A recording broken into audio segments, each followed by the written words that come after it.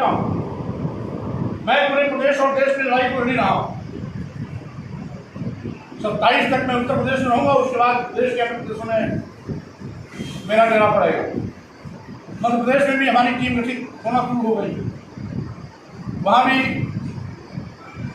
प्रदेश का प्रभारी मैंने बना दिया है और प्रदेश कमेटी बन चुकी है, जिलों के गठन की प्रक्रिया संचालित हो गई।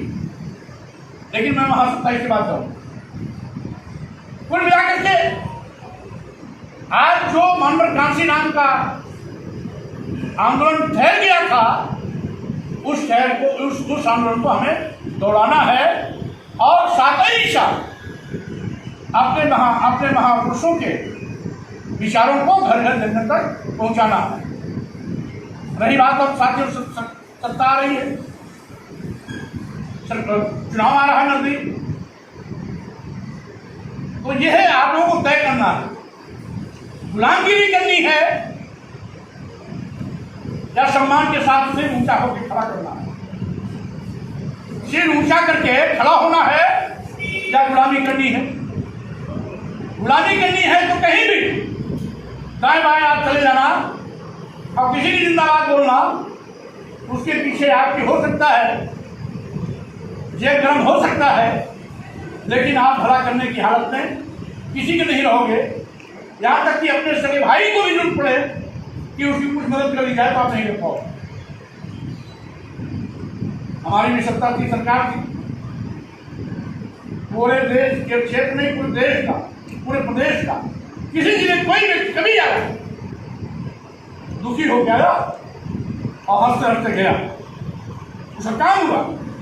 मैंने किसी की कभी जाति नहीं, कभी किसी पार्टी भी नहीं पूछी, कभी किसी जिला भी नहीं पूछा। मैंने उसकी समस्या पूछी और उसी समस्या का निदान किया। नतीजा होता है कि जहां स्वामी प्रसाद मौर्य खड़े हो जाते हैं वहीं पर पार्टी खड़ी हो जाती है। ये उससे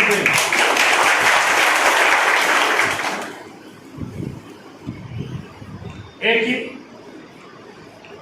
हमारे कुछ साथी ऐसे हैं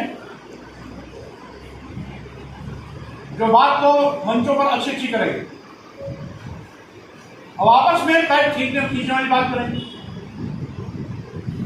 इसलिए आज मैं फैसला करना चाहता हूं, हमारे पुराने साथी, बहुत ऐसे साथी हैं जिनका हमारे साथ बहुत लंबा संघर्ष का योगदान मिला।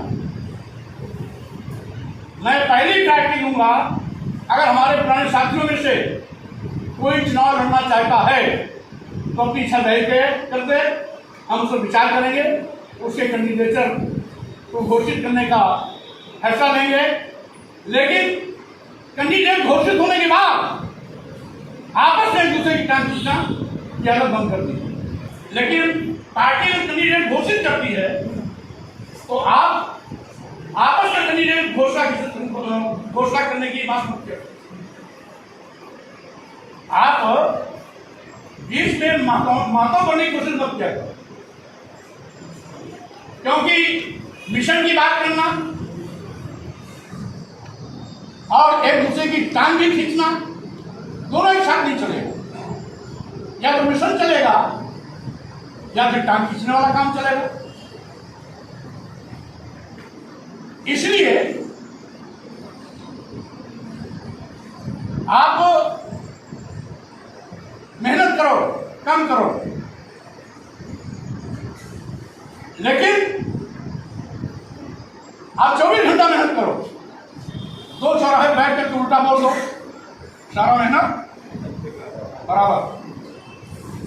ऐसी मेहनत क्या करे कि साल भर धोखो वो और जब मौका आवे तो उस पर पाटा चला दो। जब फसल काटने का मौका था तो पाटा चला दो। ऐसी मेहनत क्या मतलब? जो मेहनत आपको रिजल्ट न दे सके, जिस मेहनत से आपको कामयाबी न मिल सके, जिस मेहनत से आप कोई अचीवमेंट न कर सके, जिस मेहनत से आप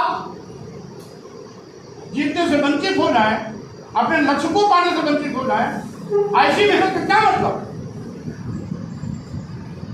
इसलिए साथियों, मेरी चाहत है यदि हमारे मित्र के पुराने साथी में से कोई आता है तो हमें खुशी होगी।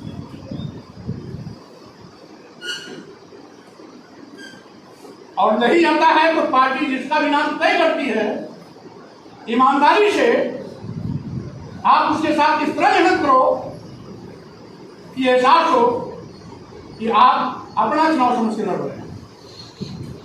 हर वर्कर कैंडिडेट बन जाए।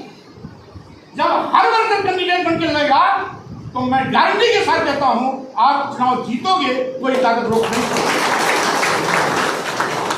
लेकिन आपस में बुरा भाग करना बंद कर दो।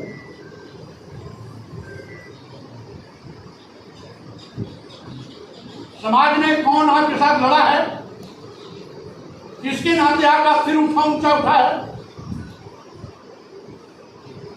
किसके नाते आपकी पहचान पूरे जिले में मजबूत हुई है, किसके नाते आप छोटे से ऑफिस से लेकर बड़े ऑफिस तक आपका सम्मान बढ़ा है, इसको बताने की जरूरत पड़ेगी। और उसके बावजूद अगर दाएं बाएं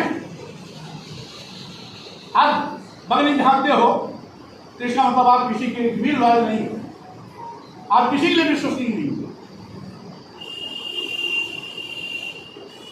इसलिए फर्जी चौबराहट से बाज आना चाहिए। अब रही बात, आज की बैठक बड़ी महत्वपूर्ण इसलिए है कि इस समय जैसा कि आप लोग भी अवगत है कि सरकार पंचायत चुनाव नहीं कराएगी, क्योंकि हर जगह प्रशासक नियुक्त कर दिए गए। पंचायत चुनाव नहीं होगा इसका मतलब यह भी है कि विधानसभा का चुनाव समय से पहले भी हो सकता है। यह तो चुनाव का समय फरवरी और मार्च है, लेकिन चुनाव नवंबर और दिसंबर में भी हो सकता है। इसलिए संगठन चाक चौबंद रहे, इसके लिए आज की बैठक आज महत्वपूर्ण। जैसा कि अभी अध्यक्ष जी ने बताया कि विधानसभा कमेटी पूरी हो चुकी। अब आगे क्या करना है,